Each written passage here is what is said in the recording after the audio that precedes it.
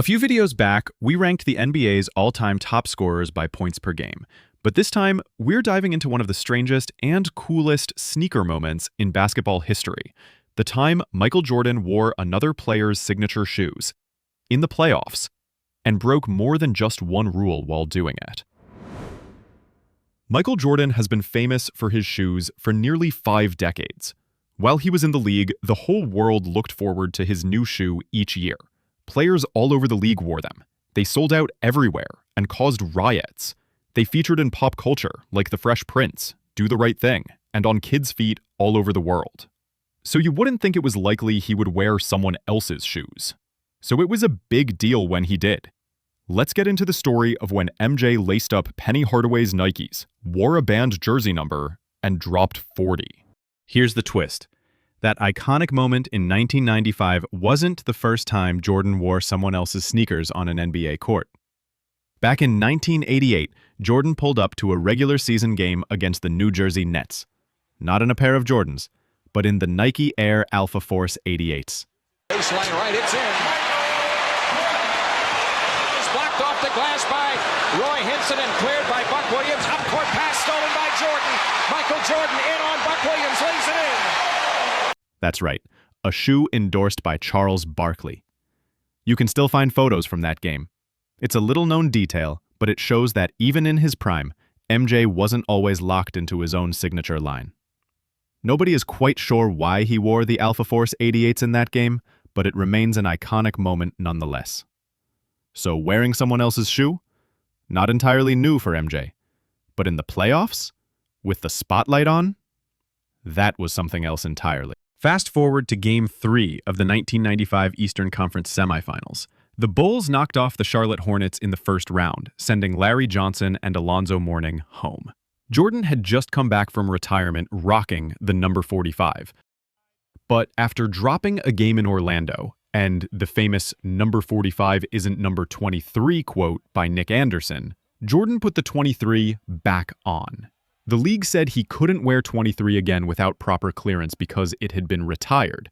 But in that Game 3, he showed up wearing it anyway. Just did it. Classic MJ move. But what made that game even more legendary? Jordan didn't wear his own sneakers. Instead, he suited up in a pair of Nike Air Flight 1s, the signature shoe of Penny Hardaway. He even tore off the 1 cent logo from the heel to keep things subtle. But come on, people noticed. The story goes like this. Jordan wanted to wear the black colorway of his new Air Jordan 11s, but Nike wasn't ready to drop them yet. And after being fined $5,000 per game in the first 2 games of the playoff series, because his brand new Jordan 11s were all white and didn't match his teammates' black sneakers, he needed something fast and black. So what did he do? He called up Nike and told them to send Penny's sneakers. No heads up to Penny, no asking, MJ just made the call and laced them up. And then he dropped 40 points on the Magic. Penny was stunned. In his own words, he didn't ask me. He just told Nike to send them. And to top it off, he wore number 23, even though he wasn't supposed to, because he felt like it. No one else could have gotten away with that. Not then, not now. See, they've got to work on this handoff right here. As Michael Jordan comes off that triangle offense on the weak side, they can't just let him catch the ball. Look at this. Look where Dennis Scott is. There's no way that Anthony Hardaway can get over the... How about that spectacular dunk by Reggie Miller in overtime to put him up 6? Speaking of spectacular, from Hardaway, misses the lay-in. 3-point Magic lead. Make it 5, and that's the biggest lead. Hardaway finds Shaquille O'Neal. And I'll expect Chicago to get a timeout here with the way they're playing. This time, Scottie Pippen, 7 on the shot clock. There's Scott from the corner.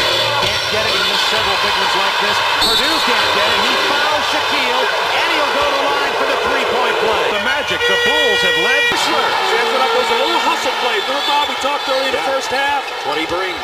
Jordan, hard to the hoop. The reverse. The Michael around their feet. Alex, who wants it most, Bob? It's a tie game. The playoff heat.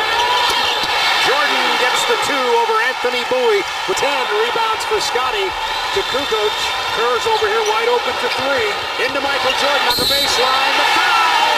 And